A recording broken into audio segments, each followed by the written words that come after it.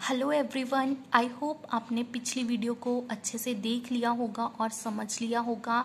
आज हम एक न्यू रिजल्ट करने जा रहे हैं।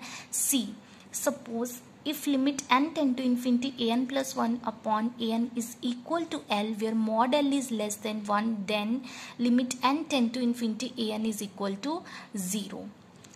ये रिजल्ट हमें क्या कहता है? कहते कि अगर मेरे पास कोई सीक्वेंस है an, उस सीक्वेंस की n+1th term upon nth term की लिमिट है L और वो L मेरा ओपन इंटरवल -1, 1 को बिलोंग कर रहा है। मीन्स वो L 0, 1/2, -1/2, 1/3 ऐसा कुछ है। तो वो सीक्वेंस मेरी डायरेक्टली इस रिजल्ट के थ्रू किसको कन्वर्ज करेगी? 0 को कन्वर्ज करेगी। डायरेक्टली ये रिजल्ट लगाएंगे हम। ठीक है, इस रिजल्ट का प्रूफ करने से पहले हम इसकी एक दो एग्जाम्पल्स कर लेते हैं, देख लेते हैं कि ये रिजल्ट यूज कैसे होता है। ठीक है, सपोज जैसे मैंने एक सीक्वेंस ले ली an x की power n upon n factorial. ठीक है, an+1 क्या होगा? n की जगह हम n+1 पुट कर देते हैं। राइट, an+1 अपॉन an निकालें। सबसे पहला स्टेप क्या है? हम क्या निकालेंगे? an+1 upon an+1 upon an क्या आ जाएगा? ये राइट, इसको हम ऐसे भी लिख सकते हैं। इसको थोड़ा सा सॉल्व करेंगे तो मेरे पास आ जाएगा x अपॉन n+1। अब क्या करेंगे? Limit n tend to infinity. अब limit n tend to infinity करा, समथिंग अपॉन इन्फिनिटी मेरे पास क्या आ जाएगा? 0। L की वैल्यू मेरे पास क्या आ गई? 0। 0 is less than 1। It means मैं ये रिजल्ट यहाँ पे लगा सकती हूँ। ये सीक्वेंस इस सारी कंडीशन को होल्ड कर रही है, तो मैं डायरेक्टली ये रिजल्ट यूज करके ये बोल सकती हूँ कि limit n tend to infinity x raised to power n upon n factorial is equal to 0। ठीक है, ऐसे ये रिजल्ट को यूज करना है। अब एक और एग्जांपल देख लेते हैं। सपोज मेरे पास सीक्वेंस है n फैक्टोरियल अपॉन n की पावर n। ठीक है, तो an+1 क्या होगा? n+1 फैक्टोरियल अपॉन n+1 की पावर n+1। अब an+1 अपॉन an निकालेंगे तो वो मेरे पास आ जाएगा ऐसा कुछ। राइट, इसको हम ऐसे भी लिख सकते हैं, है ना। इसको इससे कैंसिल करा, ऊपर बच जाएगा ये और नीचे बच जाएगा ये। इसको इससे कैंसिल करने के बाद मैं इसको ऐसे भी लिख सकती हूँ। इसको हम ये लिख सकते हैं, ये किसके इक्वल होता है? एक्सपोनेंशियल फंक्शन e के, मतलब ये आ जाएगा मेरा 1 upon e। an+1 upon an किसके इक्वल आ गया? 1 अपॉन e के। l की वैल्यू मेरी क्या आ गई? 1 upon e। 1 upon 2 point something, ये किससे लेस होगा? 1 से लेस होगा, है ना। अब लिमिट थी मेरी, लिमिट आ गई थी 1 अपॉन e जो 1 से छोटी है। इट मीन्स मैं ये रिजल्ट इस सीक्वेंस पे भी लगा सकती हूँ। मैं यहाँ पे डायरेक्टली बोल सकती हूँ कि limit n tend to infinity n factorial upon n की power n is equal to 0 using this result. ठीक है, बेसिकली हम कर क्या रहे हैं? जो भी सीक्वेंस गिवन है उसकी n+1th term upon nth term की लिमिट निकाल रहे हैं और देख रहे हैं क्या वो लिमिट का मॉडुलस 1 से छोटा है। अगर हाँ, तो हम डायरेक्टली बोल देंगे कि वो सीक्वेंस किसको कन्वर्ज करेगी? 0 को कन्वर्ज करेगी। ठीक है, जैसे हमने ये यहाँ पे 2 एग्जाम्पल्स देख ही लिए हैं। अब हम करेंगे इसका प्रूफ। ठीक है, वो देखते हैं। गिवन क्या है मेरे पास कि लिमिट लेस देन 1 है, लिमिट का मॉडुलस लेस देन 1 है। अब अगर मैं लेफ्ट हैंड साइड पे कुछ स्मॉल एप्सिलॉन ऐड कर दूंगी, प्रूफ कर रहे हैं हम, इस रिजल्ट का प्रूफ कर रहे हैं। ठीक है, अब गिवन मेरे पास क्या है? Mod l is less than 1।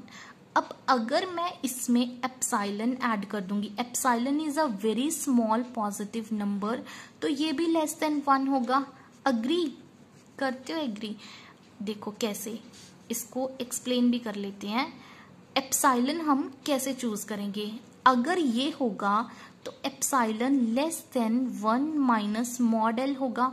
Means मैं एप्सिलॉन कुछ 1 माइनस मॉड एल अपॉन 2 ऐसा कुछ चूज कर सकती हूँ। एप्सिलॉन एप्सिलॉन कैसा चूज कर सकते हैं? 1 माइनस मॉड एल अपॉन 2 ऐसा कुछ एप्सिलॉन चूज कर सकते हैं। This is less than 1 minus mod L. तो अगर ये होगा तो ये भी होगा, एप्सिलॉन कुछ ऐसा चूज कर लेंगे। ठीक है, इस चीज को हम लेट कर लेते हैं के, इस चीज को लेट कर लेते हैं k is equal to mod L plus epsilon which is less than 1, k is less than 1। ठीक है, अब एक तो ये चीज गिवन थी, उसका यूज हमने कर लिया। अब एक मेरे पास ये आगे यूज होगा, आपको पता चलेगा कि कैसे यूज होगा। अब एक मेरे पास क्या है कि an प्लस 1 अपॉन an, ये सीक्वेंस किसको कन्वर्ज कर रही है? एल लिमिट को कन्वर्ज कर रही है। अब बाय डेफिनेशन, अब यहाँ पे हम डेफिनेशन यूज करेंगे, an plus 1 upon an minus l is less than epsilon for all n greater than is equal to m। ठीक है, और हमारे पास एक ये इनइक्वालिटी सी होती है, आपने पढ़ी होगी लोअर क्लासेस में, इसका हम यहाँ पे यूज करेंगे। इसको यूज करते हुए हम ऐसे लिख सकते हैं, mod an plus 1 upon an minus mod l is less than is equal to mod an plus 1 upon an minus l is less than epsilon.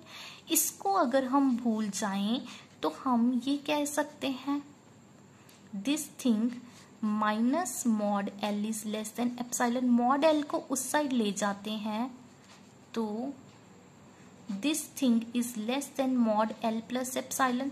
Mod L plus epsilon किसके इक्वल था? K. Means हम ऐसे लिख सकते हैं ना, mod an plus 1 upon mod an is less than K for all n greater than is equal to m। ये चीज नहीं भूलनी, दिस इज वेरी इंपॉर्टेंट। ठीक है, और k किससे लेस है? k is less than 1। यहाँ पे पहुंच गए हम। अब ये चीज किसके लिए ट्रू है? mth स्टेज के बाद के लिए।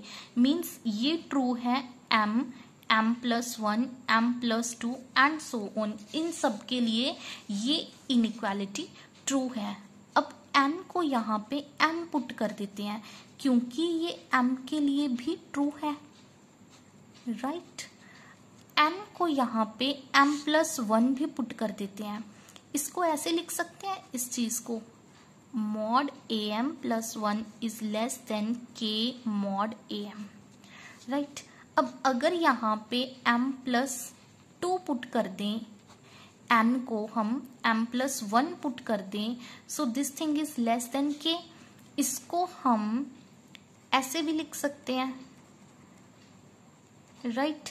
अब m प्लस n को हम m प्लस 2 पुट कर दें तो इसको हम ऐसे भी लिख सकते हैं। इसको हम n तक ले जाते हैं, इन जनरल इसको हम n तक ले जाते हैं। अगर यहाँ पे m प्लस 1 था, यहाँ पे m प्लस 2 था, यहाँ पे m प्लस 1, मतलब यहाँ से एक मेंबर छोटा यहाँ पे आ रहा है। अब यहाँ पे n है तो यहाँ पे क्या आ जाएगा? n minus 1, right. इस चीज को हम इस इक्वेशन को इसमें m ऐड और m सब्ट्रैक्ट भी कर सकते हैं, राइट। ये थी हमारी m plus 0th term, 1 2 3 4 and last हमारी ये कितनी टर्म्स हैं? ये टर्म्स हैं हमारी n minus 1 minus m terms. एक टर्म ये रही, मतलब प्लस 1 कर दो तो ये टर्म्स कितनी आ गई मेरी? n माइनस m टर्म्स आ गई। अब जब इन सारी इक्वेशंस को मल्टीप्लाई करूंगी, m प्लस इससे ये कट गया, इससे ये कैंसिल हो जाएगा, इससे आगे वाली टर्म कैंसिल हो जाएगी और इसके साथ इसके पीछे वाली टर्म कैंसिल हो जाएगी। तो इसको हम लिख सकते हैं mod an is less then k कितनी बार आ गया, जितनी इक्वेशंस है, इक्वेशंस कितनी है n-1, this is less then k की पावर n-m इंटू यहाँ पे क्या बच गया था मेरा am, मॉड am, राइट। इसको ऐसे भी लिख सकते हैं mod an is less then k की पावर n अपॉन k की power m into mod am, right. और k मेरे पास क्या था, k is less than 1, this k is less than 1। हमारे पास एक रिजल्ट होता है, अगर k 1 और 0 के बीच में लाई करे तो k की power n limit n tend to infinity k की पावर n 0 होती है, और अगर k ग्रेटर देन 1 हो तो limit n tend to infinity k की पावर n किसके इक्वल होती है, इन्फिनिटी के लिए। इसका प्रूफ भी हम देख लेते हैं कि कैसे ये चीज ट्रू होती है, राइट। एक बार इसको हम यूज करते हैं। अब k यहाँ पे लेस देन 1 है तो k की power n as n goes to infinity किसके इक्वल आ जाएगा, 0। As n goes to infinity this term goes to 0, means this whole term goes to 0। अगर ये 0 के पास जा रही है, ये राइट हैंड साइड 0 के पास जा रही है, तो उससे छोटी टर्म भी 0 के पास ही जाएगी, means limit n tend to infinity an क्या आ जाएगा मेरा, 0, राइट। अगर ये टर्म 0 के पास जा रही है, ये टर्म 0 के पास क्यों जा रही है, because k is less than 1, and अगर k लेस देन 1 हो तो limit n tend to infinity k की पावर n क्या आ जाती है, 0। तो अगर ये 0 आ गई तो उससे छोटी वाली सीक्वेंस वो भी 0 को कन्वर्ज करेगी, राइट। अब इसका प्रूफ देख लेते हैं। इसका प्रूफ क्या है, मीन्स अगर k मेरा 1 से स्मॉल हो, k 0 और 1 के बीच में जाए, तब limit n tend to infinity k की पावर n 0 क्यों होती है, ठीक है। इस चीज का प्रूफ हम देख लेते हैं। सी, अगर k मेरा लेस देन 1 है तो 1/k ग्रेटर देन 1 होगा, राइट। 1/k को हम 1 प्लस h लिख सकते हैं, ठीक है। अब दोनों साइड पावर n कर दो, दोनों साइड पावर n कर दो, क्योंकि मुझे क्या चाहिए, मुझे k की पावर n चाहिए। अब यहाँ पे अगर मैं बाइनोमियल लगाऊंगी तो ये कुछ ऐसा कुछ आ जाएगा, बाइनोमियल थ्योरम का यूज करेंगे अगर यहाँ पे। सो मैं कह सकती हूँ this term is greater than these first 2 term 1 plus nh, है ना। तो यहाँ से हम बोल सकते हैं this is greater than 1 plus nh। अब जब इसका रेसिप्रोकल लिया तो इसको हम ऐसे लिख सकते हैं 1 plus nh is greater than nh। जब इसका रेसिप्रोकल लिया 1/1 plus nh is less than 1/nh, तो इसको लेस देन 1/nh लिख दिया। k की power n is less than 1/nh as n goes to infinity 1/इन्फिनिटी, राइट हैंड साइड किसके पास जा रही है, 0 के पास।